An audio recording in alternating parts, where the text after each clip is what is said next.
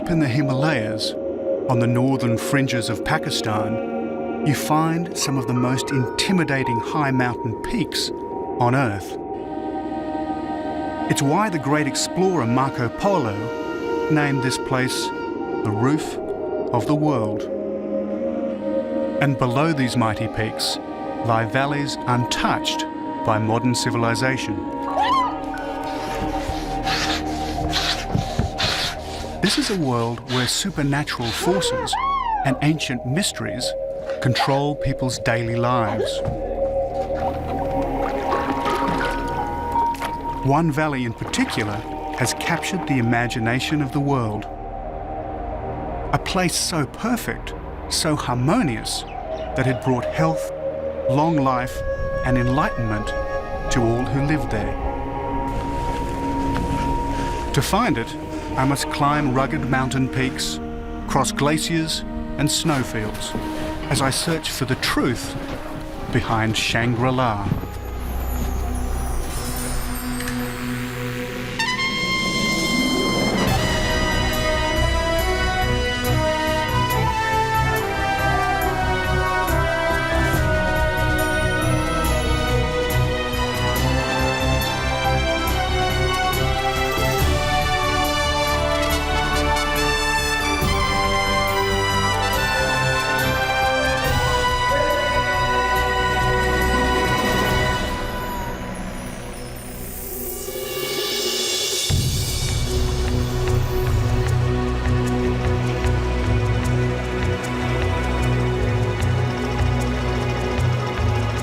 Hello, I'm David Adams, and this is the mighty Indus River.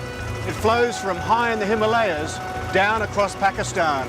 And up near its source, there's supposed to be a place called Shangri-La.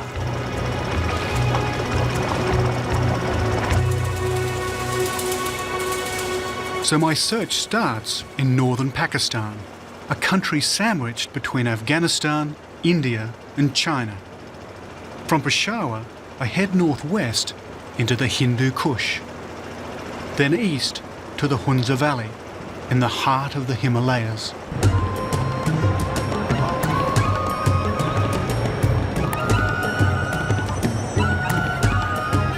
Peshawar is a frontier city, and that's what its name means, frontier town.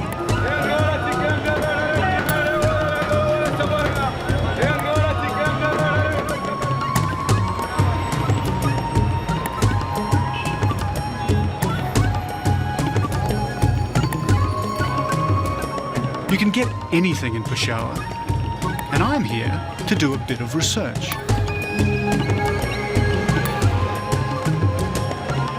I'm looking for a book called Lost Horizon, a British novel that provides the inspiration for my journey. And in Peshawar, there's a shop that should surely stock books by British authors, the London Book Company.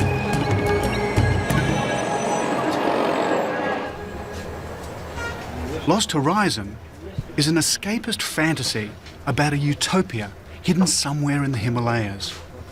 It was written in the 1930s by James Hilton, and it quickly became a bestseller. Basically, it's the story of 4 travellers escaping from war-torn Afghanistan who get lost in the Himalayas. They're rescued and taken to a Buddhist monastery called Shangri-La. There, they find a modern-day utopia, a haven of peace and harmony, a place where people live to be over 200 years old.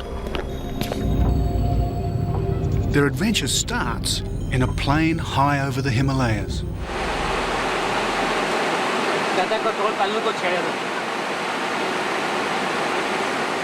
Of course, there was no Shangri-La. Hilton himself claimed it was a fictional place. But with the Western world on the brink of World War II, people wanted to believe it, and so a myth grew up. Maybe Hilton was hiding something. Maybe Shangri-La was inspired by a real valley, somewhere down there. Well, the only clue that James Hilton gives us as to the whereabouts of Shangri-La is to say that the plane flew past K2 and Nanga Parbat, 2 of the highest mountains in the world. After that, simply disappeared.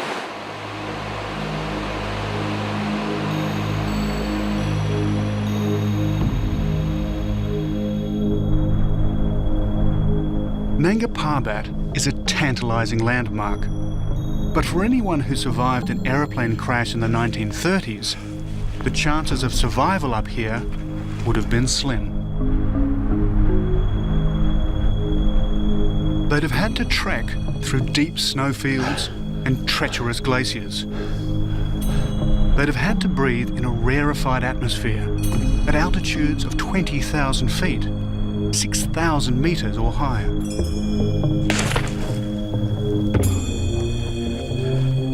And then there are the crevasses, deep holes below the ice, ravines covered for centuries by ice and snow. From the left side. Every footstep must be planned. Every footstep could be your last.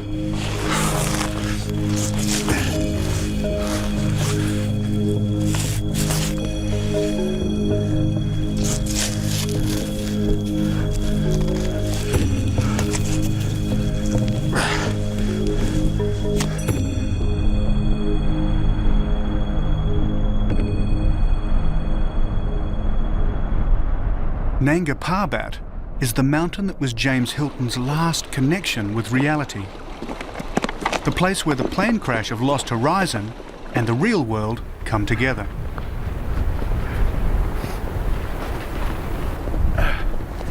Well, we didn't quite make it to the viewpoint of Nanga Parbat. The snow's getting a bit too deep, and I can tell you it's very cold. I'm sounding a bit funny because my mouth is freezing up. This is about -20. This is, without doubt, one of the most extreme places on Earth.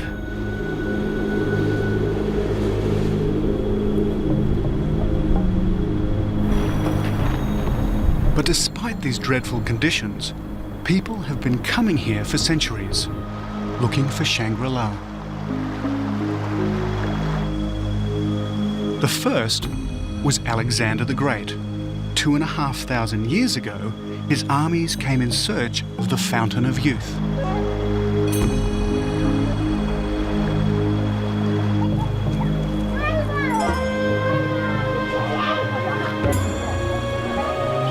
His quest started where mine starts, in the Bombaret Valley, a remote corner of Pakistan, on the border of Afghanistan.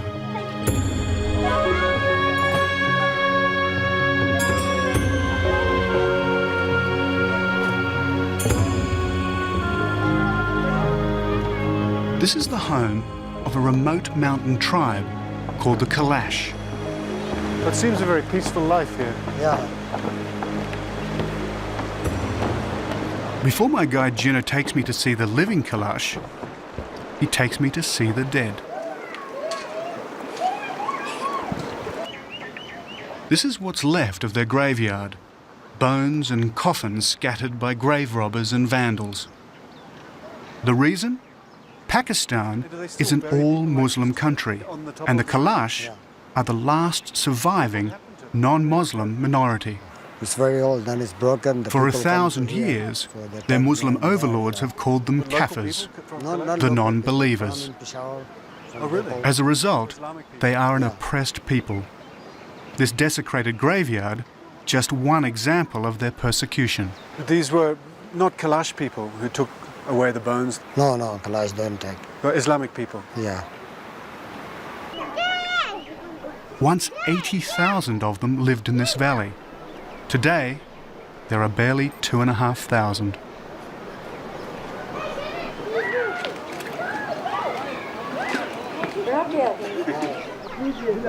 If anything, the Kalash look more European than Pakistani. There's an amazing prevalence of blue eyes and blonde hair amongst them. And there may be a good reason why. They say that even if Alexander the Great didn't find his Shangri-La, some of his soldiers did. They stayed on and intermarried with the Kalash, who still carry their genes. Not only that, but they're remarkably hospitable. Any visitor to this valley must drink the obligatory cup of tea. Thank you very much. So have you heard of the name Shangri-La? A place called, a mystical place called Shangri-La? Yeah, the name I know. The Shangri-La is a good place, the people say. So do you think it's possible to find it? Shangri-La is very far. Far from here? Yeah. Have I got a long way to travel? Yeah, maybe it's in the Gilgit side, Yeah. somewhere. I think it's the special weather. Yeah.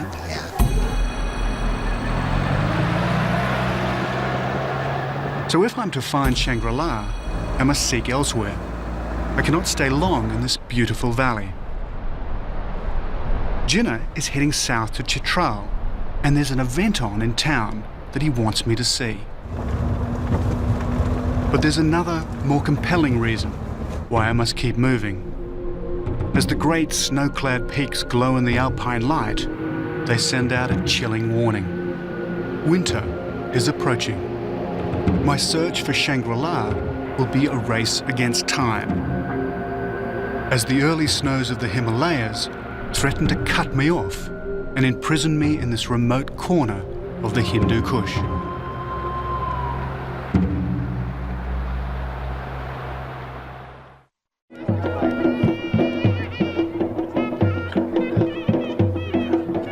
Every autumn, the wild horsemen of northwest Pakistan put their strength, courage, and horsemanship to the test.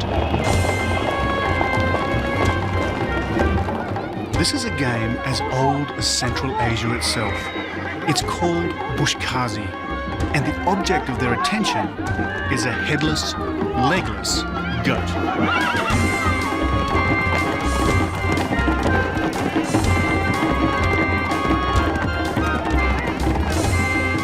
I'm in the frontier town of Chitral, up near the Pakistan-Afghan border.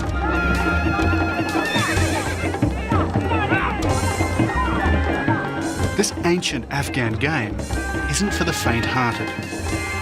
Once a horseman has the goat, the opposition does everything in its power to get it off him. Which means a melee of grabbing, struggling horsemen, until someone makes a break.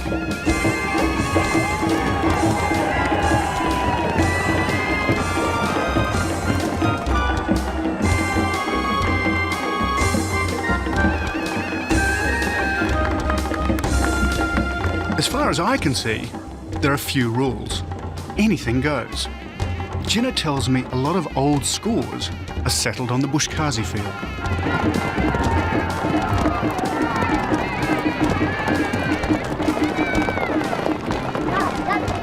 Bushkazi started as a practice for warriors to pick their wounded comrades from the field of battle. And new heroes are still created with every game.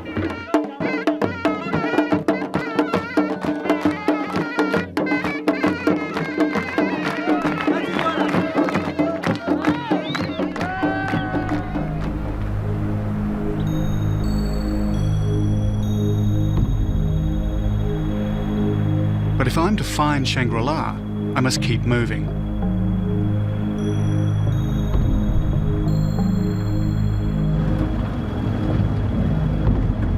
The first autumn snows are already falling, and there's only one road out of the Chitral Valley. Time to hitch a ride.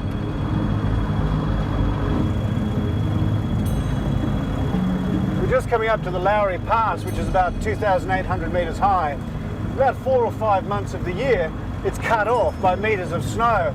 And that's what makes these valleys so separate from each other and why the cultures are so different, because you just can't travel for many months of the year. It should be open now, even though it's November and the snows have started to fall, but you just never know in this country if you can get through or not.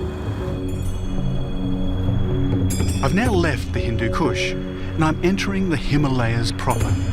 My destination is the Swat Valley. That's if we ever get over this pass.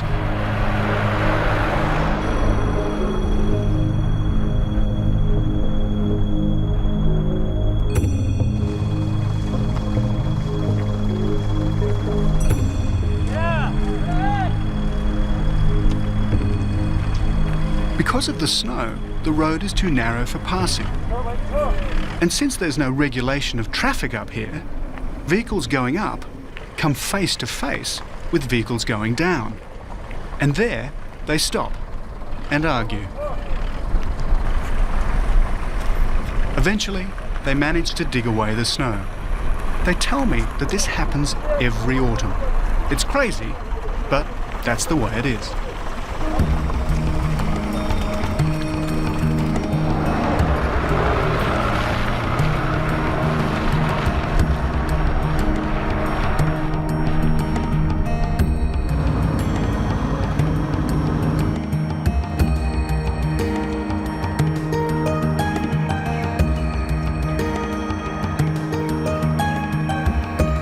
Well, we made it, but it was slow, nearly 8 hours to travel just 50 miles, or 80 kilometres.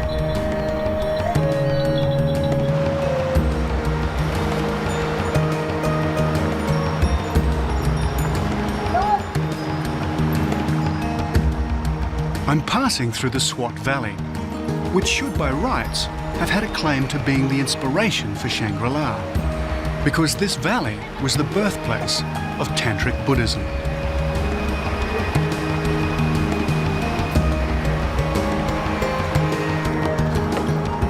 Not that long ago, there were over 1,400 Buddhist monasteries in this one valley alone.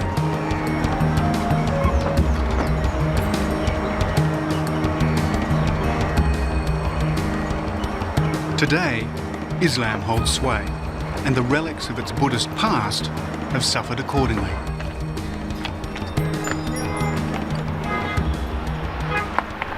This is one of the sadder realities of this part of the world. This was once a Buddhist civilization, and these sculptures are all over the place. But sadly, because in Islam you can't portray a deity, they stone them, hence all the stones around here. It's one of the sadder things about this part of the world. Where once there was a peaceful Buddha's face, the icons of Western consumerism have been pasted.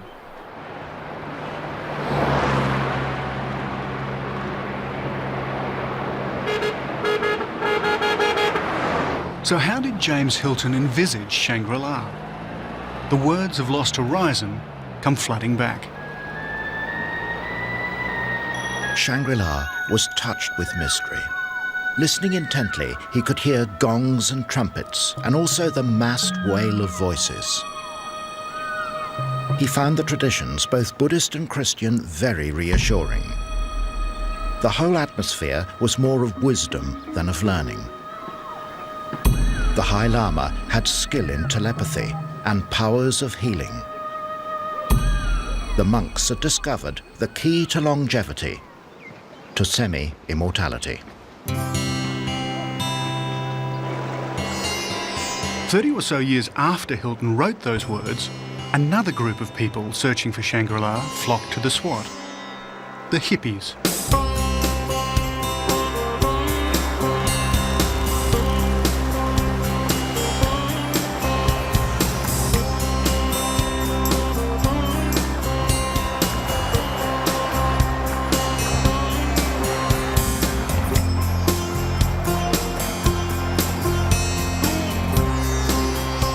This was one of the stopping off points on the hippie trail, leading from San Francisco to Kathmandu.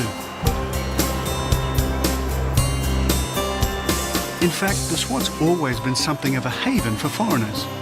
100 years ago, the British came seeking relief from bustling towns like Peshawar. It was they who stocked its rivers with trout.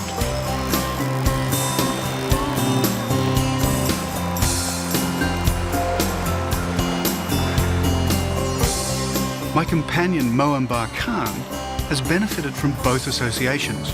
He likes fish, and he used to run a boarding house catering exclusively to hippies, even if he didn't always approve of them.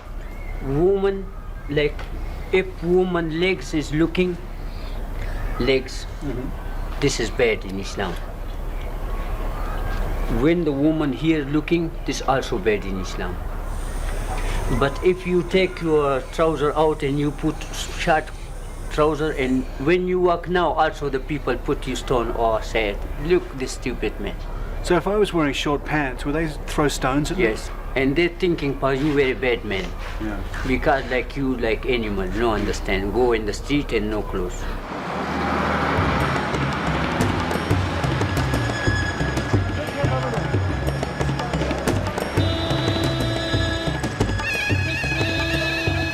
The hippies are long gone. Free love and Islam were never going to mix, nor were the guns. 2 valleys east of the Swat is the town of Bishan. No one bats an eyelid here as gunfire racks the streets.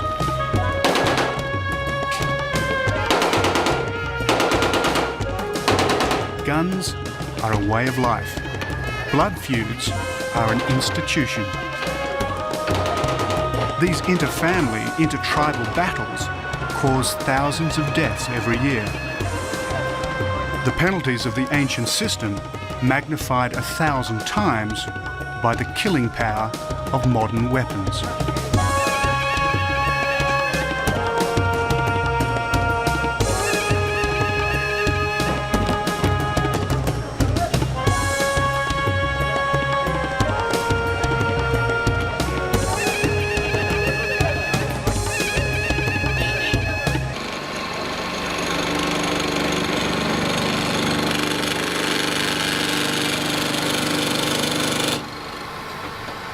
Machine guns, rifles, shotguns, pistols, all made right here, despite what the labels say. It says made in Italy here. Not made in Italy, made in Bishan. They make ammunition here too. It's estimated that 60% of all Pakistani men own a gun. In fact, more children will learn to use a gun here than will finish school. So, a valley that makes so many deadly weapons is hardly a place of harmony and boundless peace. Like the hippies, it's time for me to go. But my next stop is hardly Shangri-La either. I'm about to come face to face with the supernatural at a Pakistani exorcism.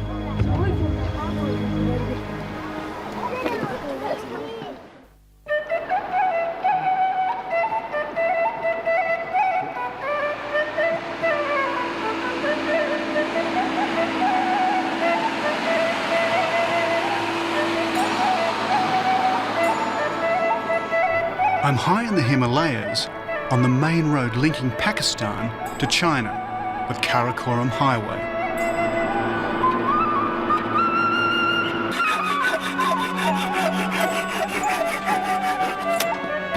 Each year in Pakistan, they hold a competition to see who's got the most beautifully painted truck. Trucking here is a family affair, and each family takes pride in making its truck more gaudy and highly decorated than the next.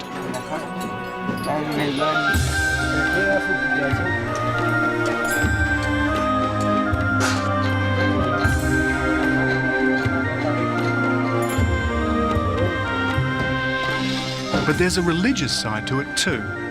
The paintings are spiritual, symbols that will hopefully protect their trucks from the dangers of the road. And it's in one of these mobile art galleries that I hitch a lift up the Karakoram Highway. The highway takes me deep into the Karakoram Ranges, a part of the Himalayas which boasts some of the world's highest peaks.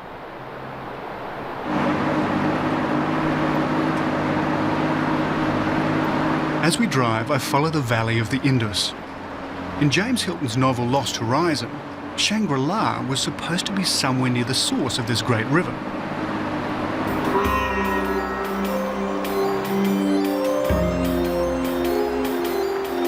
So in theory, if I follow the Indus Valley, I should find Shangri-La.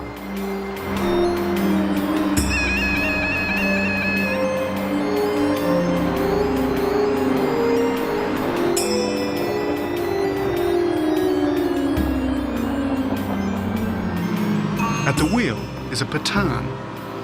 My travelling companion is also a Pathan. a member of another warlike tribe that lives up near the Afghan border. All across Pakistan, it's the Pathans who dominate the trucking industry. You are first to visit in this area? Yes, first time. I've travelled in Srinagar, in India, and also in Afghanistan, but not up here. Not here. So do they think that if their truck is very beautiful, they will get more business? No, this is for not business. This is for pride. For pride. Yes.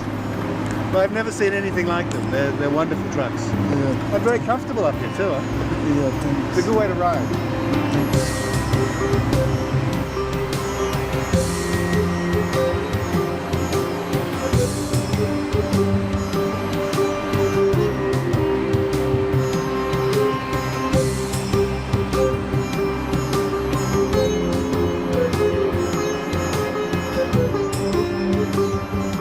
The higher we go, the closer we get to the roof of the world, the lofty Karakoram Ranges, where the world's second highest peak, K2, reaches over 28,000 feet. That's over 8,500 metres.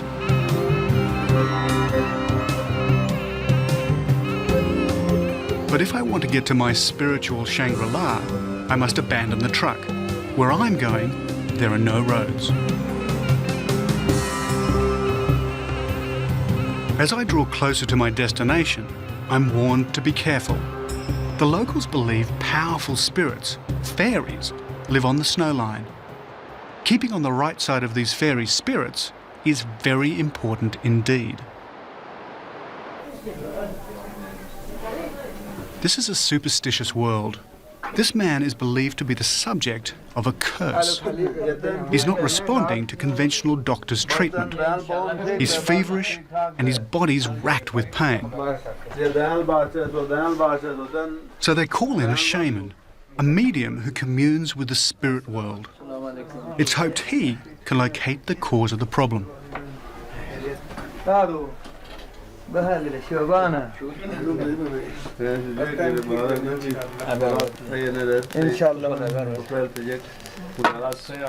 shaman inhales smoke from smouldering juniper leaves.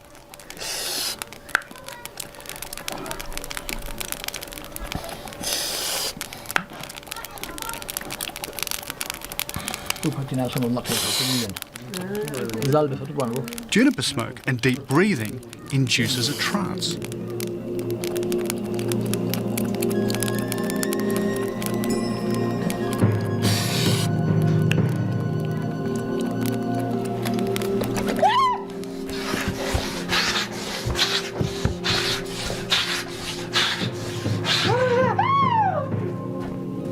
This seems almost theatrical, not real, but it's not to be taken lightly.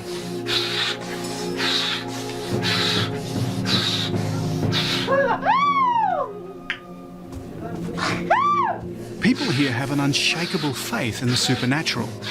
Those who believe themselves to be cursed often die.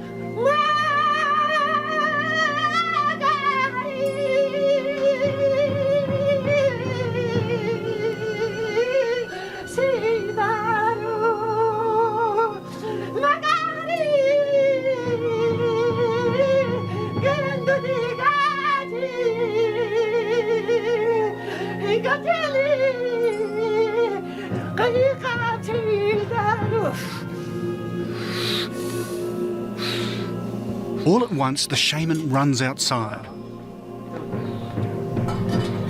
At first, I admit I suspect a trick, but the ground is undisturbed.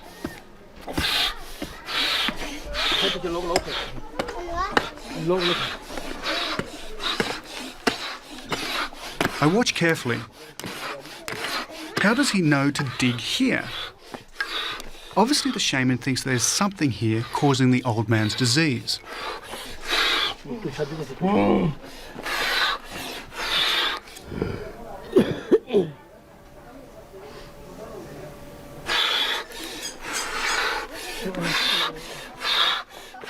And then he finds it.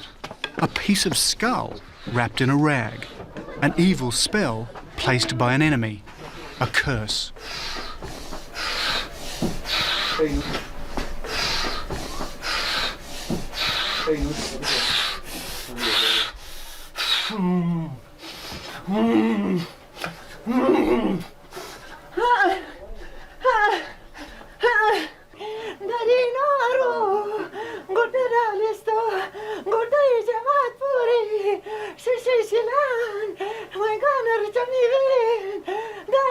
But the trance isn't over. He continues his communion with the spirit world until, totally exhausted, he faints.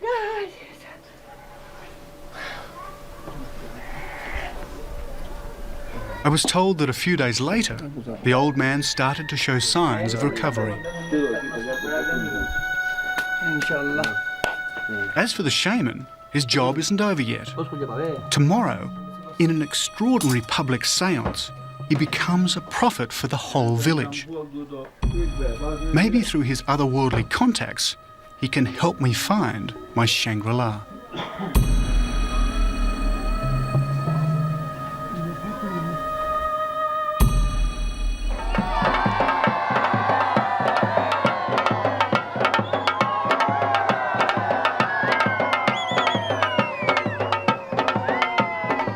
Much of Pakistan is Islamic in the extreme, but up here, in the country's far north, villagers still often commune with the supernatural. Today the shaman uses his spiritual powers to establish contact with the dreaded mountain spirits. He's trying to find out what they have in store for the village for the rest of the year. I'd have to say, I've never photographed anything like this before. Never seen anything like it anywhere I've travelled. Once more, the juniper smoke does its work, inducing a deep trance in the shaman, who's now hallucinating.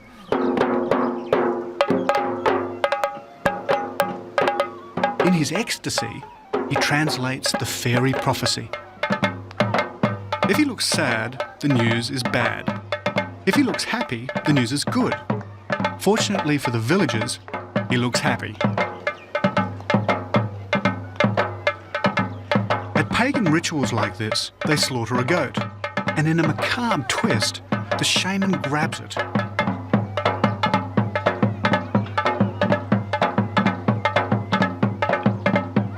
Here, the blood of a goat's head is said to be fairy milk.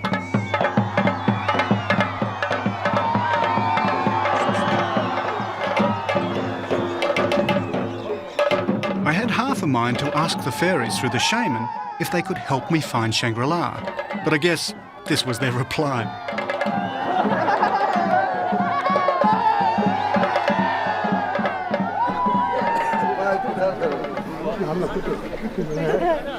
The trance lifts. The shaman leaves his fairy world and is back in the world of reality, and totally exhausted. His party may be over, but it's only just starting for the villagers.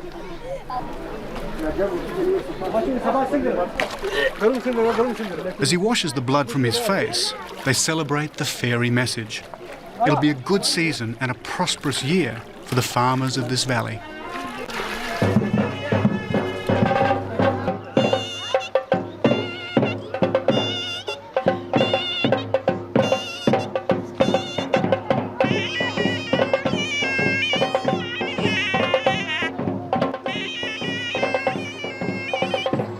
As for me, I have an appointment further up the Karakoram Highway, towards the Chinese border. My destination, Gilgit.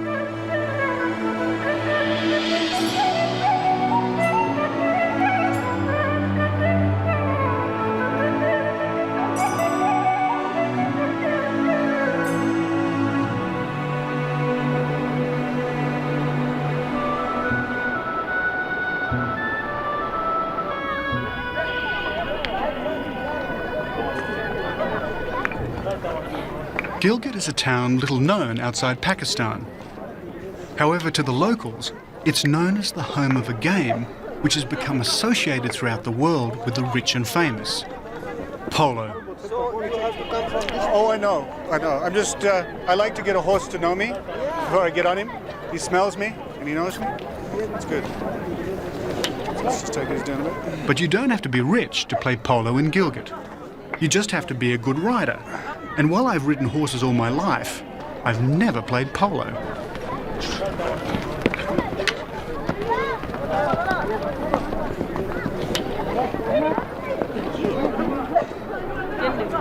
Actually, the game had its origins in Persia, but it was Gilgit that gave it its name.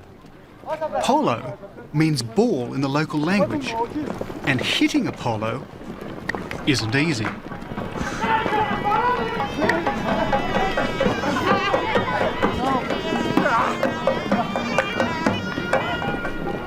Back in the days of the Raj, when the British Army was here, the cavalry officers were captivated by this game. That's how polo travelled to England, and then on to the rest of the world.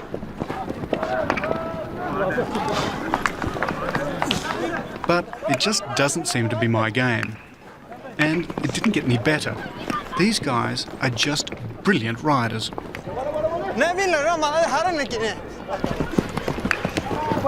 on, David, come on.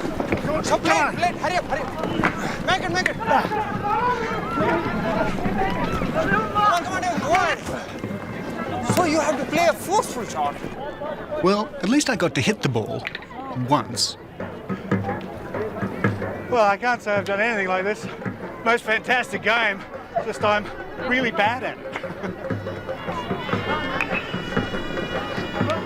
I tell my companions why I'm here, to search for the lost valley of Shangri-La. They tell me that they know of a crashed plane near a town called Skardu.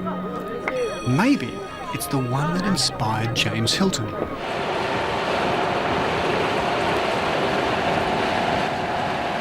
According to Hilton's novel Lost Horizon, Shangri-La was supposed to be near the headwaters of the Indus River. It's also supposed to be somewhere not too far from the mountain Nanga Parbat. That makes Skardu a candidate.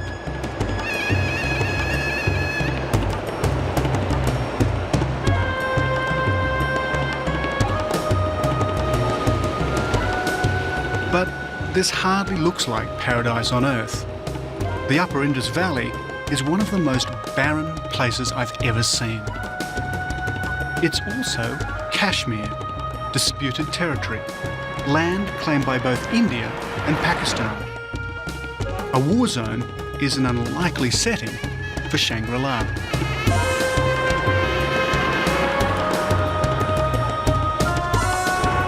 But it's here all right.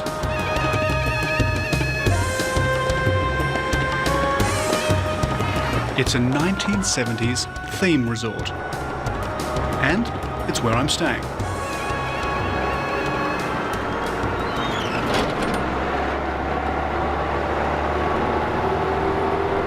As we drive closer, there's the remains of the crashed plane I was told about.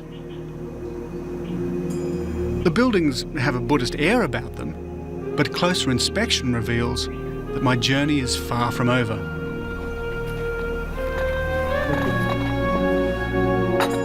An out-of-season tourist facility, cashing in on the Lost Horizon myth, might be someone's idea of Shangri-La, but it's hardly mine.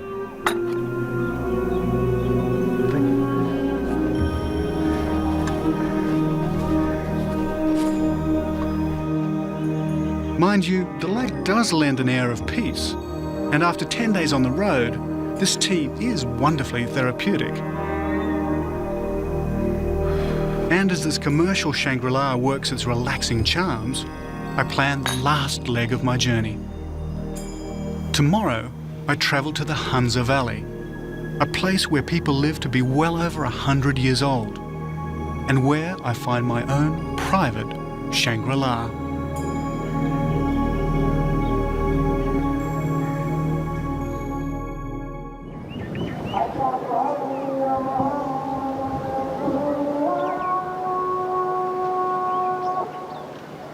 Hidden deep in North Pakistan, not far from the world's second highest peak, K2, is Skardu. This remote town is a mecca for climbers. This is where they hire camping and rock climbing equipment before attempting some of the world's highest mountains. And it's not far from here that I hope to find the inspiration for the mythical valley of Shangri-La. I've travelled more than 500 miles from Peshawar on the Pakistan-Afghan border. From Skardu, I head north towards the Chinese border, where I enter the Hunza Valley.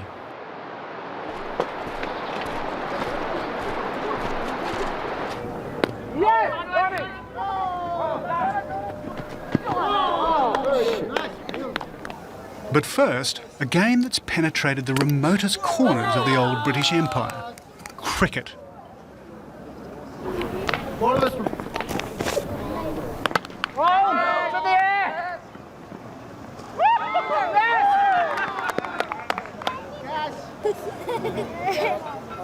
The crew and I are challenged to a match: Australia versus Pakistan.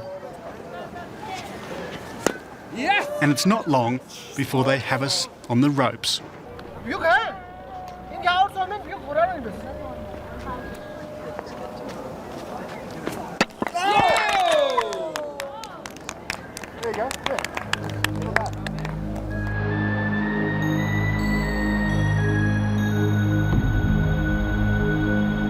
Back in the days when the British Army ruled India and what's now Pakistan, this was literally the ends of the earth. Or the earth as the British knew it some 70 years ago. Below this fort's walls was the known world: cities, order, civilization. Beyond was the great unknown, the setting for James Hilton's Lost Horizon.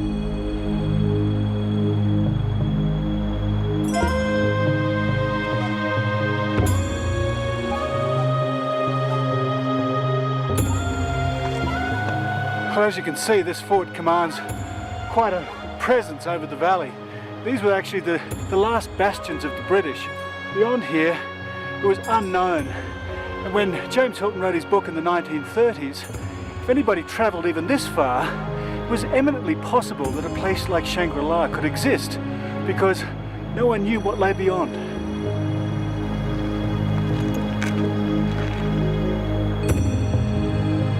So if I'm to find the place that provided James Hilton's inspiration, I must enter this great beyond.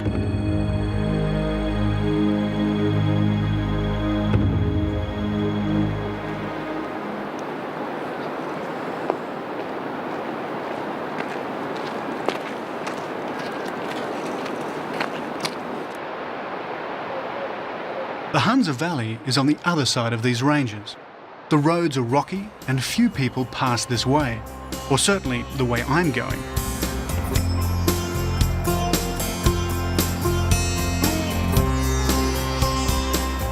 And as I enter the valley, I immediately get a sense of the timelessness I'm looking for.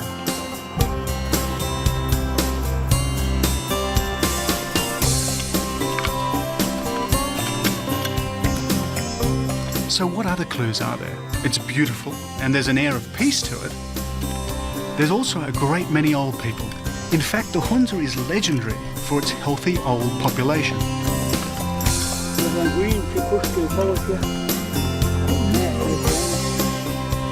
It's said that up here, people regularly live well past 100 years of age, if not older.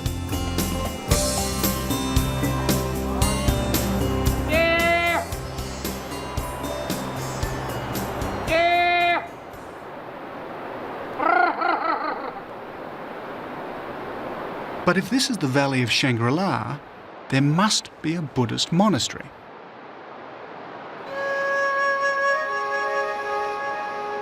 And there it is. At the head of the valley sits a building with a distinctly Buddhist look. A building that fits the description of Shangri-La better than any I'd seen anywhere in the Himalayas. Seeing it first, it was indeed a strange and half-incredible sight. A group of pavilions clung to the mountainside with the chance delicacy of flower petals impaled upon a crag. An austere emotion carried the eye upward to the grey rock bastion above.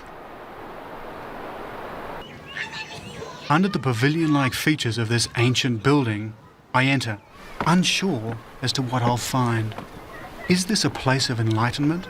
Could it be a place that once entered, you never want to leave?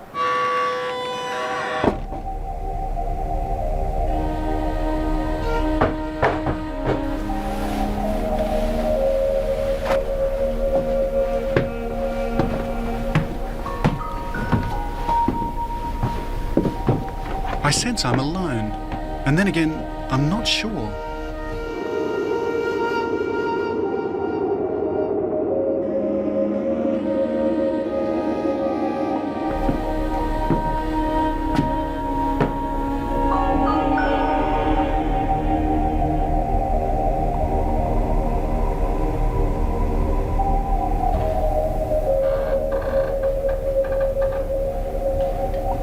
As I travelled through the narrow corridors and caught glimpses of vistas that showed how beautiful the valley was, I felt that it may well be the place that inspired Shangri-La.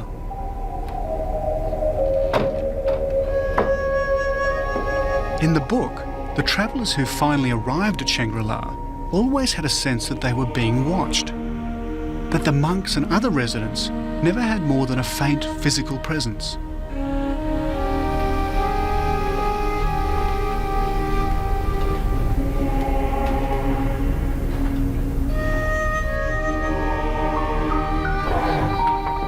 As I wander the corridors and rooms of this strange, deserted building, I too get a faint sense of the people who once lived here.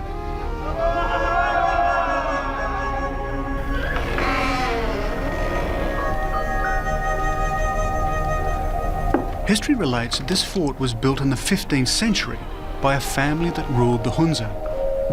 When a daughter got married, craftsmen came here from Tibet to create the beautiful buildings seen today.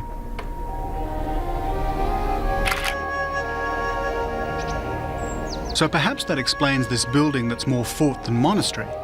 But the question remains, was this the inspiration for James Hilton's fantasy called Shangri-La? As I read on the terrace above the valley, as if by magic, the answer appears. Ijaz is the custodian of this building. He's lived in the Hunza all his life. If anyone knows of its links to the Shangri-La myth, surely he does. Before the arrival of British, this was an independent kingdom. Finally, the British were fearing of a possible Russian movement through this valley down to India. That is why we had a battle with British troops in December 1891. And so what happened after the British came? Did it change? No, until 1938. Probably this was the time when James Hilton, the writer of... So you think he came here? I suppose he came here. So this might have been what he designed Shangri-La as? This might have been an inspiration for writing his famous novel. Yeah?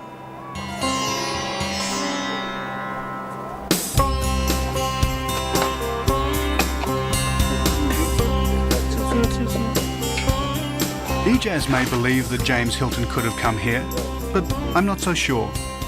Though, it doesn't matter either way.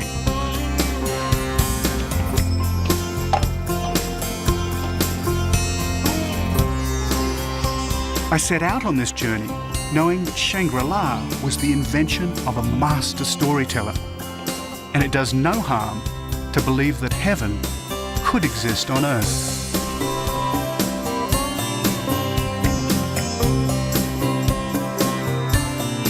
James Hilton believed each of us needed a place like Shangri-La to escape to, even if only in our imagination, a place of hope, a safe haven from the rigours of the world.